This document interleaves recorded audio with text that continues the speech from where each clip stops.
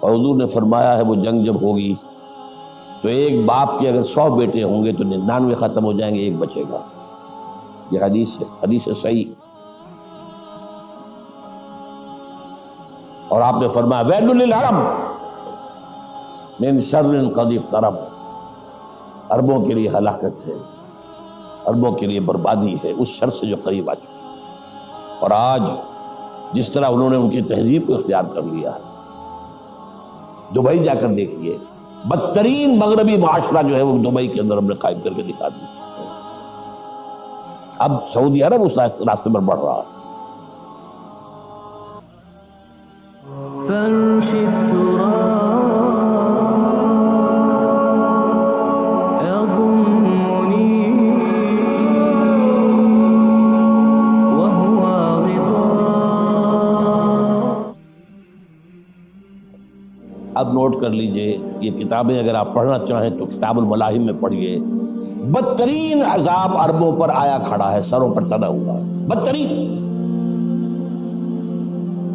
ایسی جنگ ہونی ہے الملحمۃ العظمیٰ، جس کو کہ میں بھی آپ کے گواہی پیش کر دوں گا، جسے کہا گیا ہے لاسٹ کروسیڈ۔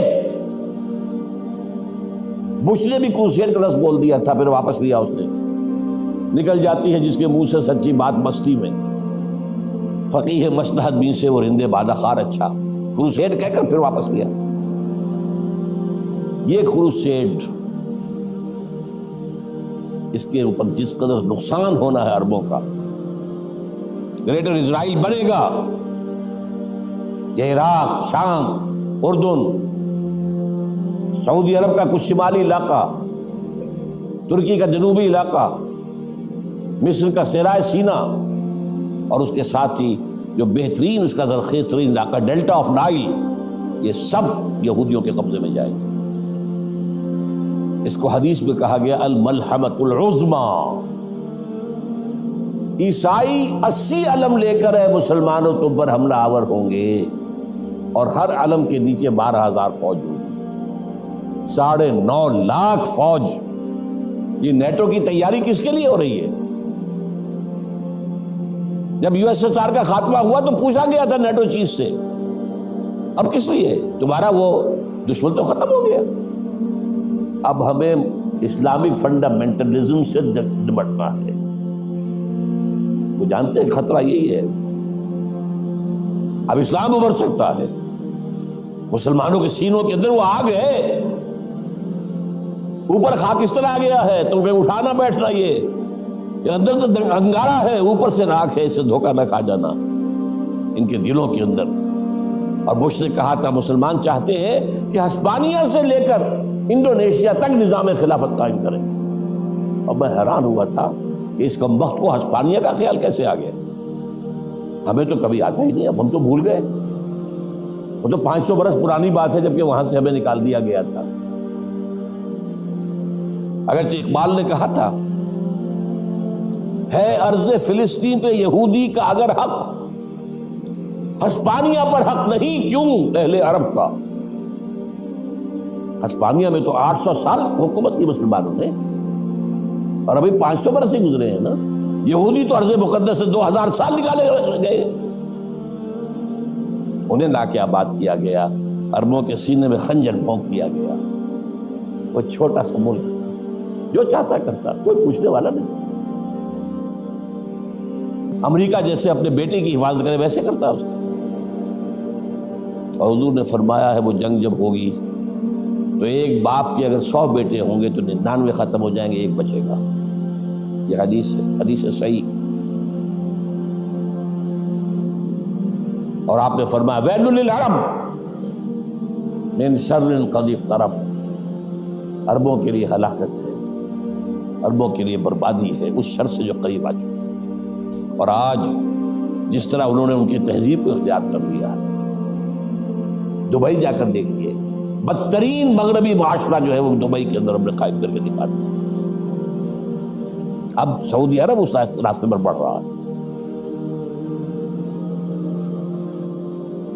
لیکن میں اس کے وہ پہلی بات جو کہہ رہا ہوں وہ تو یقینی ہے، اس میں تو احادیث صحیحہ موجود ہے، اگرچہ اس کے بعد پانسا پلٹے گا، پھر حضرت مہدی کا ظہور ہوگا، حضرت عیسیٰ کا نزول ہوگا، اور وہ گریٹر اسرائیل گریٹر گریو یارڈ بنے گا یہودیوں کا، ایک ایک یہودی قتل ہوگا اور دفن ہوگا۔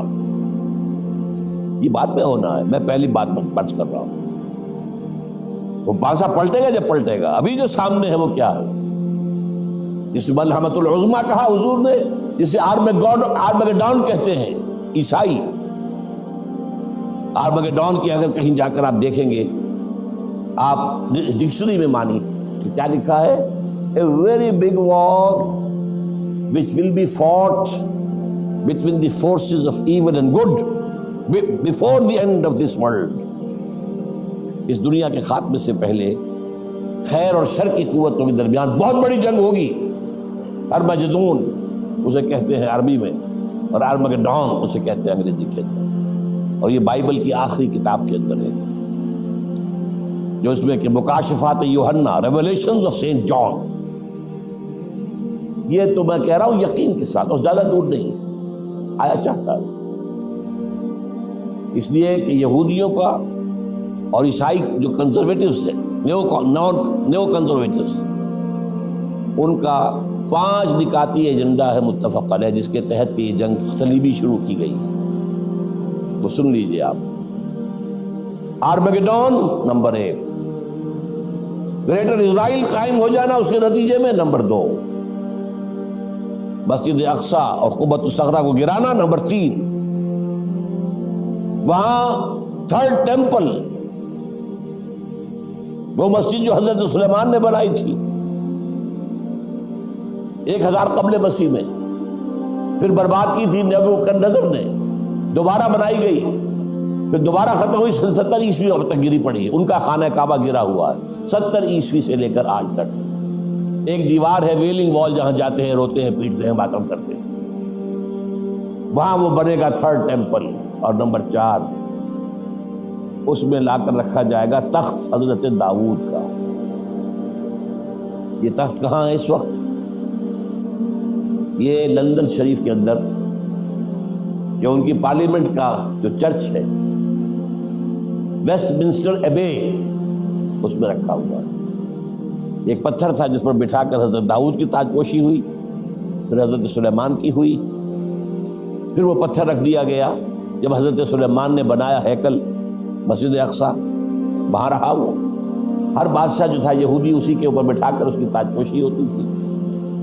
سن 70 میں ٹائٹس نے گرایا اسے، ہیکل کو، وہ پتھر لے گیا، وہاں سے روم گیا، روم سے آئرلینڈ گیا، آئرلینڈ سے اسکاٹ لینڈ آیا، اسکاٹ لینڈ سے انگلینڈ آیا، اور اب وہ رکھا ہوا ہے 14ویں صدی عیسوی سے آج تک۔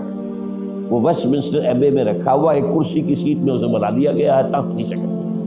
اب انگریزوں میں کوئی ملکہ ہو، کوئی بادشاہ ہو، جس کی بھی تاج پوشی ہونی اس میں ہوتی، یہ لا کر رکھا جائے گا 3rd ٹیمپل میں، اور اس پر یہودیوں کے خیال کے مطابق ان کا مسیحا آئے گا جو مسیح دجال ہوگا۔